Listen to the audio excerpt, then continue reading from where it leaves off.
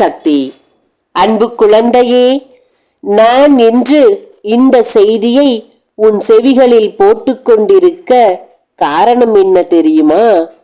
இன்று இந்த வாக்கை நீ முழுமையாக உன் செவிகளில் கேட்டு உனக்குள் இறக்கிவிட்டால் உன்னை பிடித்து கொண்டிருக்கும் தீய சக்திகள் உன் வீட்டை விட்டு வெளியே போய்விடும். அப்படிப்பட்ட ஒரு காரியத்தை தான் ஆடி அமாவாசை என்று நான் நடத்தப் போகிறேன் என் அன்பு பிள்ளையே. நடக்கும் காரியம் நீ செல்லக்கூடாத இடம் உனக்கு பிடிக்காமல் தான் இருக்கும். காரியமும் பிடிக்காத காரியமாகத்தான் இருக்கும். ஆனால் அது நடந்து தீர வேண்டும். நீ அங்கு செல்ல வேண்டும். உன் பாதங்கள் அங்கு பட வேண்டும் என் அன்பு பிள்ளையே. தங்கமே, எது நடந்தாலும் அது நன்மைக்கே என்று எடுத்துக்கொண்டு இதுவும் கடந்து செல்லும், இதையும் நான் கடந்து விடுவேன் என்று ஒருமுறை நினைத்து ஒவ்வொரு காரியங்களையும் கடந்து வா. வாழ்க்கை என்றாலே பல போராட்டங்களை சந்திப்பதாகத்தான் இருக்கும். இது உனக்கு மட்டுமல்ல, இங்கே பலருக்கும் இதுதான் கதியாக இருக்கிறது. ஆனால் வித்தியாசங்கள் இருக்கும் என் பிள்ளையே பிரச்சனைகளில். ஆனால் பிரச்சனை இல்லாத மனிதரே இருக்க மாட்டார்கள். நீ நினைப்பாய், எனக்குத்தான் யாருமே இல்லை, ஆறுதல் சொல்லக்கூட ஆள் இல்லாமல் தனியாக நின்று கொண்டிருக்கிறேன் என்று. உனக்கு மட்டுமல்ல என் பிள்ளையே, இது எல்லோருக்கும் பொருந்தும் என் தங்கமே. யாரிடத்தில் பணம் வசதிகள் இருக்கிறதோ அவர்களிடத்தில் தான் அத்தனை உறவுகளும் கொட்டி கிடக்கும். பணம் வசதி இருப்பவர்களுக்கு ஒரு தலைவலி என்றாலும் கூட்டம் சேர்ந்து விடும் அங்கே. வசதி இல்லாதவன் இறந்தாலும் தூக்கக்கூட ஆள் இல்லாமல் போய்விடும். இதுதான் விதி. இதுதான் எல்லோருக்கும் சமர்ப்பணம் இங்கே. அப்படிப்பட்ட மனிதர்களின் எண்ணங்கள் இப்போது வித்தியாசமாக மாறிவிட்டது. இரக்க குணமில்லாமல் வசதி வாய்ப்புகளை தேடி வசதியை பொறுத்தே மரியாதைகளும் கிடைக்கும் இடமாக மாறிவிட்டது என் அன்பு பிள்ளையே. காலத்திற்கு ஏற்றாற்போல நம் மனதையும் மாற்றிக்கொள்ள தயாராக இருக்கத்தானே வேண்டும்.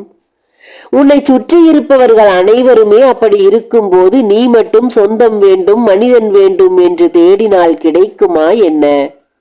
அன்பு பிள்ளையே, உனக்கு கேடுகள் செய்து உன்னிடத்தில் இருப்பதை இழக்க வைத்து விட்டு இனிமேலும் இதற்கு மேலும் நீ அதை பெறக்கூடாது என்று தடை கொடுத்து விட்டு வாழ்வில் வளம் இழந்து அடுத்தவரின் கையை எதிர்பார்த்து காத்திருக்க வேண்டும் என்று உனக்கு இத்தனை தீமைகளையும் செய்துவிட்டு இனிமேலும் ஒரு படி கூட முன்னேறக்கூடாது என்று தடைகளை போட்டு கொடுத்து கொண்டு யாரிடத்திலும் உனக்கு நல்ல பெயர் கூட கிடைக்க கூடாது, அருமை பெருமை தெரியக்கூடாது, யாரிடத்திலும் உனக்கு மரியாதைகள் கிடைக்க கூடாது என்று இதுநாள் வரை போராடி கொண்டிருக்கும் ஒருத்தியின் வீட்டிற்குத்தான் ஆடி அமாவாசை என்று நீ செல்ல வேண்டியதாக இருக்கிறது. ஏன் தெரியுமா? உன் வீட்டில் காயங்கள் அதிகமாகிவிட்டதே. உன் மனதில் படுகுழிகளை ஏற்படுத்தி விட்டார்களே. உன் வாழ்க்கை நாசமடைந்து விட்டதே. நீ நினைத்தது எதுவுமே நடக்காமல் போய்விட்டதே. பழி பாவங்களை சுமந்து நீ கண்ணீர் விட்டு கொண்டிருக்கிறாயே. உறவுகளை இழந்து தவிக்கிறாயே. இது எல்லாம் அவளுக்கு நடந்தால் தானே அதன் வழி புரியும் அவளுக்கு. அதனால் தான் ஆடி அமாவாசையில் அவள் வீட்டில் நடக்கும் ஒரு தீண்டப்படாத காரியத்திற்கு அழுது உன்னை அழைக்கப் போகிறாள் அவள். பிள்ளையே, உன்னை அழைப்பாள் உதவிக்கு. அந்த நேரத்தில் உன் பாதங்கள் அவள் வீட்டிற்குள் படும்போது அவள் உனக்கு என்னென்ன கெட்ட காரியங்கள் நினைத்து கெடுதலை கொடுத்து உன் வாழ்வின் வளத்தை கெடுத்தானோ அது அத்தனையும் அவனுக்கு திரும்பிவிடும்.